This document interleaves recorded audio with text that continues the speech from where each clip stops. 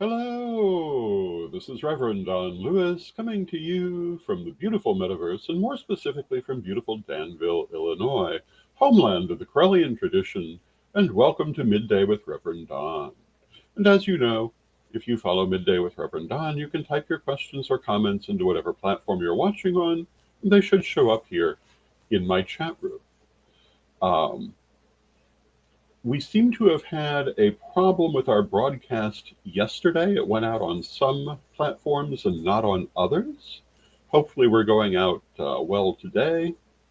It seems like everything connected to Meta, Facebook and Instagram, that is, had a bad day yesterday. And if you watch us on that platform, you probably did not see us.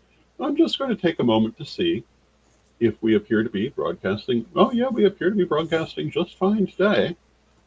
So hopefully you will enjoy the program. Hello to Nikki in the chat room. It's good to see you, Nikki.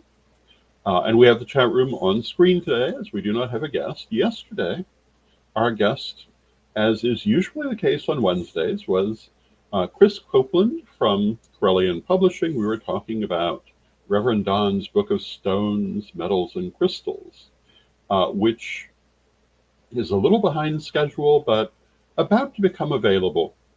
I'm currently still working on the final editing, and hopefully we'll have that done today or tomorrow.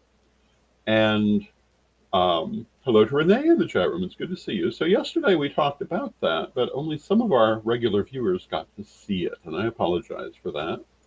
I can't blame Restream for that because it was not Restream that was having that problem. Apparently Facebook and Instagram were having problems for lots and lots of people in lots and lots of ways. And it kind of makes you wonder exactly what was going on. I also noticed the internet in general, at least for me, has been having problems these last few days, which also make me wonder if there's more going on than we're aware of. It There must be, because I don't really know what is causing it, and something must be causing it. Perhaps it's a natural phenomenon, because I do know there are certain natural phenomena that interfere with electronics. It may be a political thing happening that we're not aware of, because the world is certainly in a precarious political place. And I don't think anyone can have failed to notice that. And yeah, where is the world going? We'll probably talk more about that tomorrow in our weekly roundup.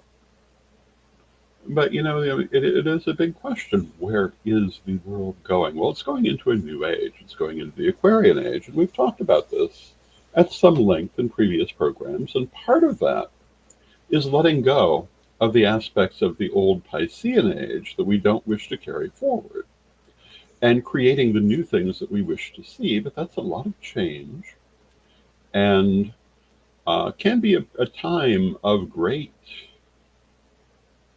instability while that happens. In fact, the only constant in the world is change. So I'm sure we're going to be seeing lots of it, and that will certainly be an adventure. And hello to Vivian in the chat room. Vivian says it's going wacky. Well, it certainly is going in new and different directions, isn't it? And who knows where it's going to end? It's not. If you went back 30 years ago, it would probably not be where we would have predicted the world would be today.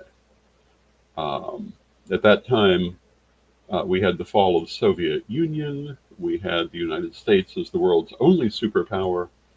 And a lot of people, a lot of foolish people, could not conceive of that ever changing. But again, the only real constant is change. And of course, any sensible person was mindful of how we would have to adapt to changes as they occurred in the future. But many people were not very mindful. And some of those people, I think, really don't know quite how to deal with changes um, in political circumstances. Now, Vivian says, I get it's changing, but it's scary not knowing where we're all going to end up. Well, yes, it is. It absolutely is. Um, and that kind of reinforces our subject for today. Because on Monday and Tuesday, I was talking about superstition and fear versus empowerment. And I wanted to continue that subject today, but with the focus on empowerment and why we practice metaphysics at all. Ultimately, why we do anything at all. In my opinion, it's so that we can overcome our fears, so that we can face them, so that we can successfully deal with the challenges that life faces us with. Challenge is how we grow. Life will always give us challenges. The world will always give us challenges, but the world, spirit, if you would, has given us so many ways to deal with this. And metaphysics offers us dozens and dozens of different techniques and skills that we can use to positively affect our lives. Um, we can sum it up as magic, or we can talk about divination, we can talk about all of the many things that go into these subjects. But in my mind, they're all there to help us to face the challenges that life gives us and to overcome those challenges in a positive manner. And what I would say to anyone watching is that if your practice of metaphysics is not doing that for you, then you need to change how you're approaching it. I know that many people come to metaphysics out of fear of the world, because many people have great fear of the world. But the point of coming to metaphysics is to gain the tools to overcome that fear, not to be bound by it. And this is what we were talking about under the subject of superstition. How some people use metaphysics to hold themselves in a place of fear, in a place of lack, in a place of constant reaction to what they perceive as negative influences, instead of becoming a positive influence in their own right. And, everybody is in their own place. But if you come to me, I'm going to tell you that what you need to do is stop reacting and start acting and be the positive influence in your world. Now, Nikki says, and hello to Nikki in the chat room. I think I already said hello to Nikki, but hello again. Nikki says, I agree, Vivian, and it's truly because it doesn't have to be that way. I just don't understand why all the evil and hate in the world. It's truly sad. Well, yes, that is. And hello to Magical Cloud in the chat room. And, these are some of the great philosophical questions of all times, because this is part of life in all times. There have always been people who do things that are not good for other people. And, why do they do this? Usually fear is the answer to that in a lot of cases. You could say greed is the answer to that in many cases, but greed is caused by fear in the first place, fear of not having. So if we can, I think, deal with our fears, we will make a better world. And hello to Lolan in the chat room. This is why in metaphysics, as I teach it, shadow work, self-healing is so very important. Why we need to address our fears, and why ideally we come into a place of balance and working with the universe in order to be that positive force. Now, this doesn't mean that there are not situations and challenges that we must face and combat. That's part of life. Again, challenge is how we grow. If we were never challenged, we would not grow. We would simply exist. And would that be enough? Well, at one level, yes. I believe that every existence has its own very important purposes for the soul, for the world. But I don't think that as humans we would be at all satisfied without challenges and growth. And I really believe that's a lot of what this world is about. Um, and Nikki says greed and power. But again, these things come from fear. And, if we look at history, when those fears are dealt with, particularly the social evils that cause people to live in misery and poverty, when societies have less of that, they're usually in a much more positive state, and the people in them are in a more positive state.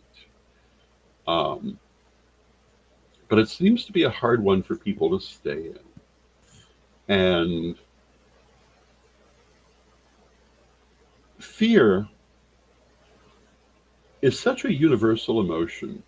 And there are people who will say, and I'm one of them, that there are really only two ultimate emotions. One is love and the other is fear. And everything else grows from these. And when we say love, we're talking about being in a state of love and balance with spirit. But fear is such a powerful way to control people. Now, Lady Bitterwind, who was my altar sister and beloved friend, longtime first elder of the Correllian tradition, felt that this was one of the great evils, to use that term in a colloquial sense, of society. People using fear to control other people. And in her case, she was particularly focused on how religious forces, the church and its various forms, used people's sexuality to control them and would make them afraid of their sexuality because this was something they could not escape. And if they were afraid of its expression, then they were very, very vulnerable to manipulation. And hello to Reverend Michael in the chat room. It's good to see you. And of course, she was correct in this. And we see a lot of this going on in society today as those forces through Christian nationalism, Christian dominionism, are regaining power. They're doing exactly what they've always done, and will do what they've always done. And one thing that we must not be foolish enough to do is think that they're going to change. They are not going to change. They can be countered, they can be affected, they can be combated, but they cannot be changed. And they've shown this again and again and again and again. I was reading an article this morning about the new nominee for Secretary of Defense, who thinks that having gay people serving in the military is a Marxist agenda. They certainly didn't waste any time in going straight after sexual expression. But again, it's a powerful way to control people if you can make people afraid of differences in their sexual expression. Hello to Lolan in the chat room, if I haven't already said hello. And Lolan says, I don't know if it's our duty to make a better world outside of our control, but it is our duty to make a better our world where we can actually change. As in, think globally but act locally. And yes, I do to a large extent agree with what Lolan is saying. I think that our duty, for want of a better way to put it, is to affect what we can affect. And that we are not using our time wisely if we're worrying about what is beyond our effect. And, I've talked about this in previous programs, about choosing your battles, about having a sense of perspective of what is important, of what you can affect, and where that effect is actually going to benefit. You do no good to waste your energy on a situation you cannot improve. And I see people do this all the time. And in fact, that's another major tool of control that is widely used in this society. And if we look back over the last few years, we see it a lot. It's what all that manufactured outrage is about.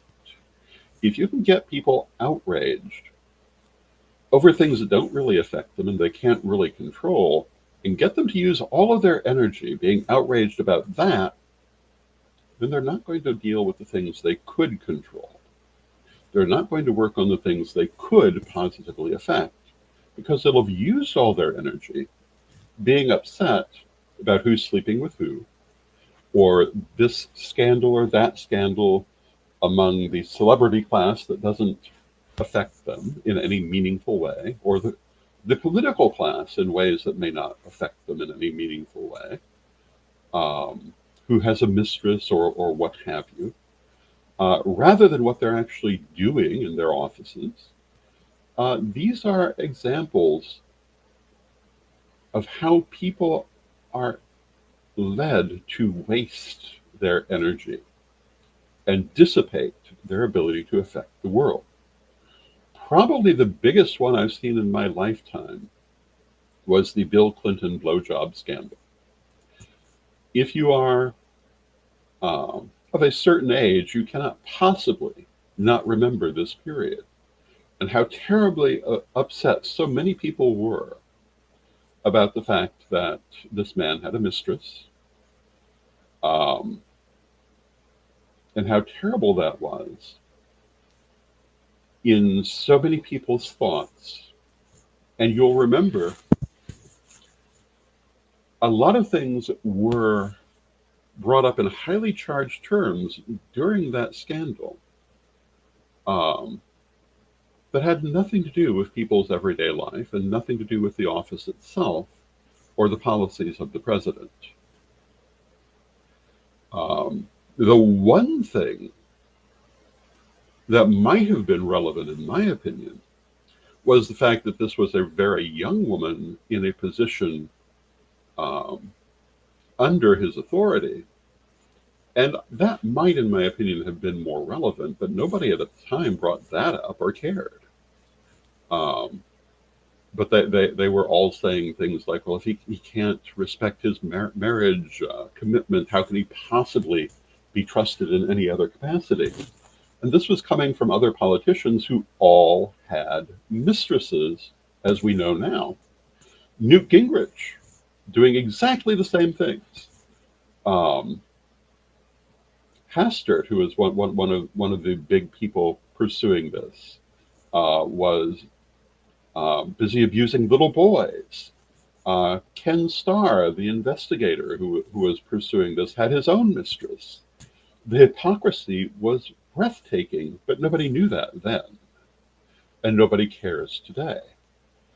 But if you think back to that period and look how much energy was expended on this nonsense, and how many negative changes came to society because of it, you have a master class in manipulating people. Now, what does that have to do with us? The subject of empowerment.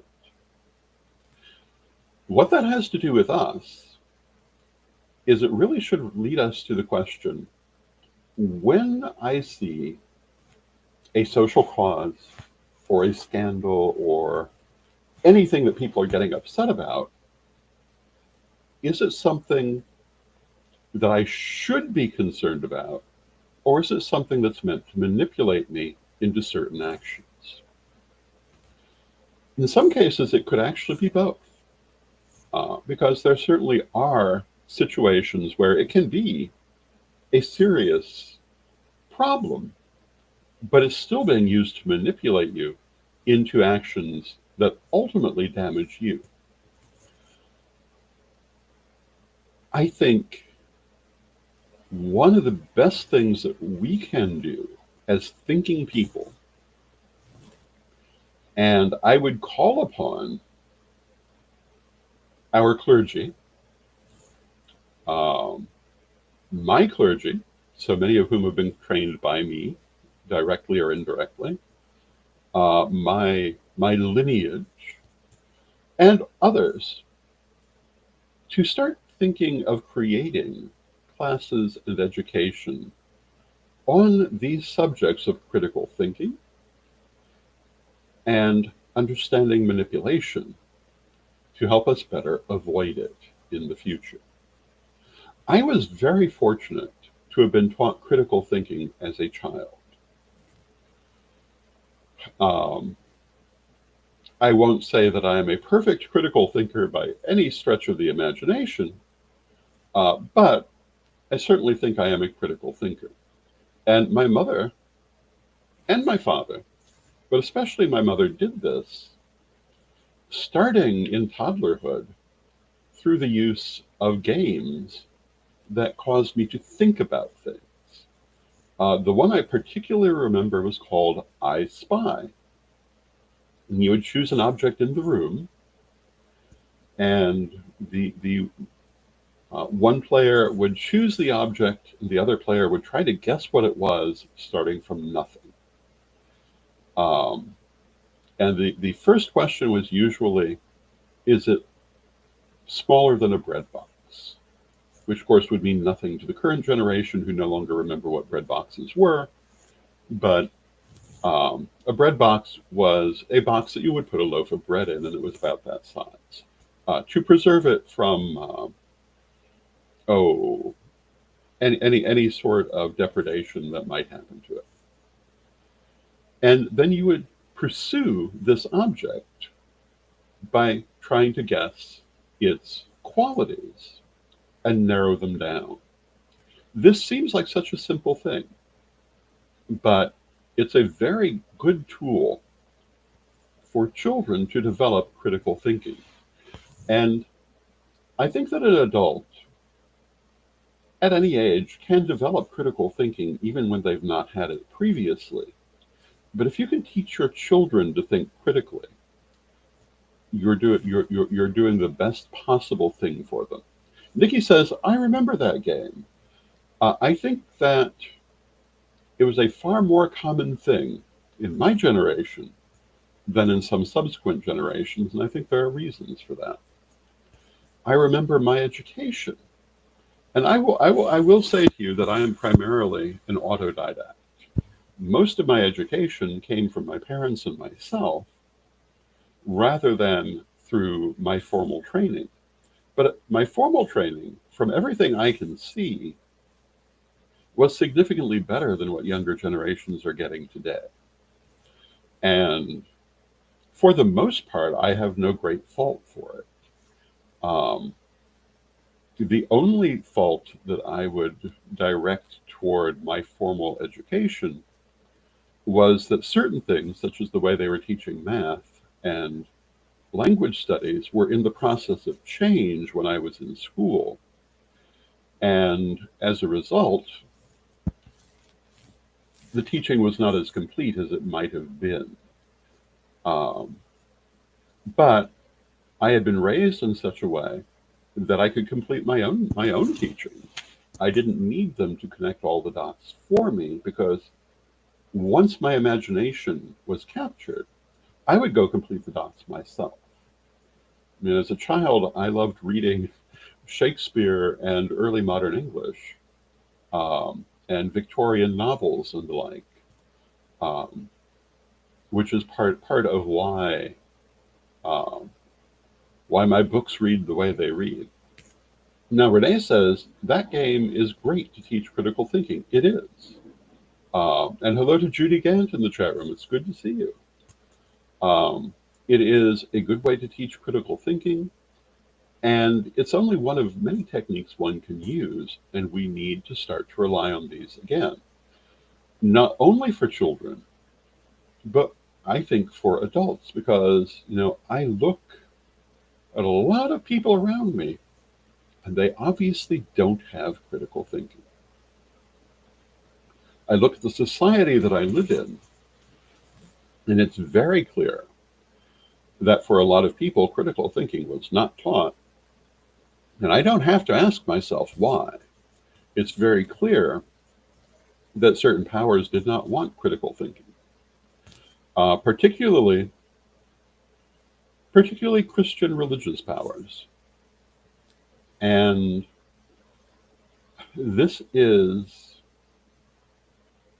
one of the great challenges of the next generation, how to deal with that, how to combat that, the raising of credulous people who do not even know how to think in the first place, and consequently do not know how to realize they're being manipulated and deceived by their religious leaders.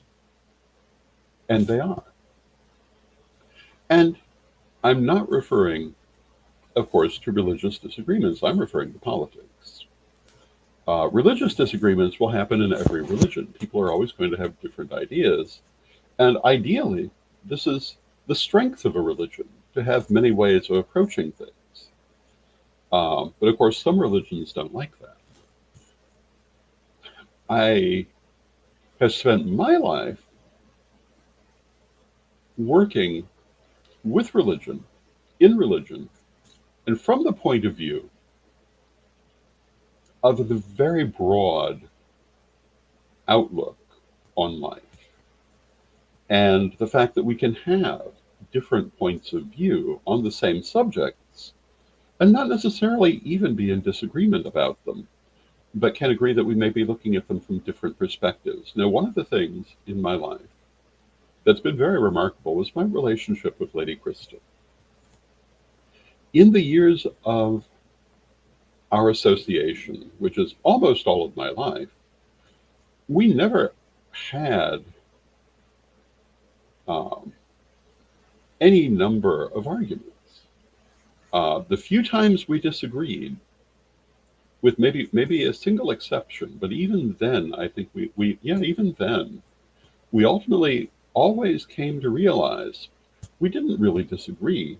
We were using different terms and not quite understanding what each other was saying. And once we understood those different terms and slightly different ways of looking at a thing, we found we actually did agree. I think a lot of people would benefit from realizing that very often we're simply coming at matters from different points of view, and if we can just understand our different words, and sometimes different concepts, we could fix that. Not always. And, some people don't want to fix anything. Some people just want control and power. And that is a Christian nationalist. That is Christian dominionist.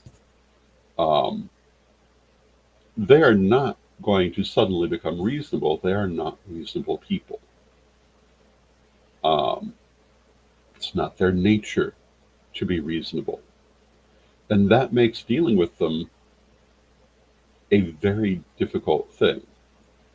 And, how do we do that? Well, I don't know. We needed to do it 30 years ago, even 20 years ago. Now it's more like a matter of how do we survive them while they destroy themselves, which they always do. But along the way, they also destroy many other things, because this is a repeating cycle. They gain their power, and then they become very destructive, and people eventually reject them, including their own people. But, how many times do we have to repeat this? How do people not learn that repeating the same mistake leads to the same outcome? I don't know. But here we are again. Critical thinking skills can certainly help us to avoid this in the future, but we can't teach it to them. We can only teach it to ourselves. But we have the ability to choose what we learn. We have the ability to choose what we do. And going back to what Lolan was saying earlier, we can't decide what they're going to learn. But we can decide how we're going to handle critical thinking, strategy, common sense, practicality, all of these things. And my message to you today is that this is what we must do if we wish to survive. Now, I see we've come to the end of our half hour. We need to take a moment for a message from our sponsors. And here we go.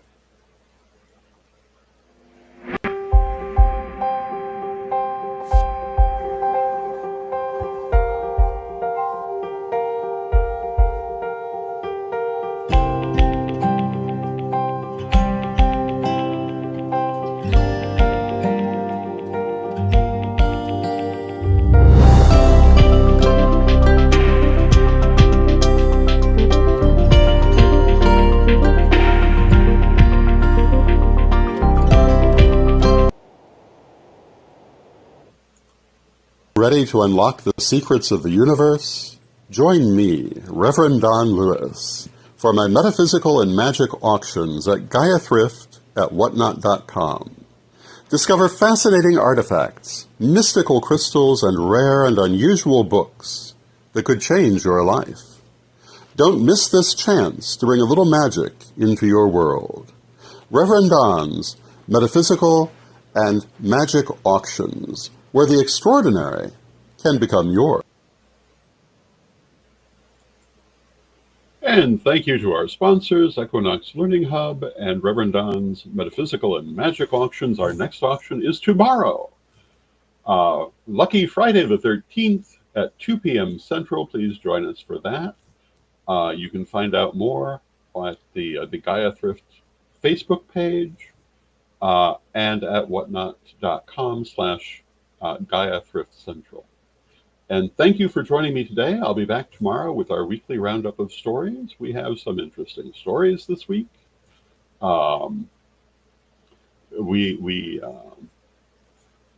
will approach those stories from our usual point of view. So I hope you'll join me for that. And I wish you a wonderful day. And until next time, may you blessed be, and let us close with our prayer as we always do. Divine Mother Goddess, Divine Father God, beloved ancestors, we thank you for all that you do for us in our lives, and we rejoice in this walk we walk together. Beloved Mother Goddess, beloved Father God, beloved ancestors, we ask you to help us to develop critical thinking, to look sensibly at our situations, to make our own decisions and not be manipulated by the tactics of others, but rather do the positive things in our own lives that we choose to do to make a better world and a better life for ourselves. Beloved Mother Goddess, beloved Father God, beloved ancestors, we thank you with great love, and knowing you are always with us, still from respect, we thank you for your presence, and may you be blessed now and always. And I thank you for your presence. May you be blessed now and always. And I will see you tomorrow.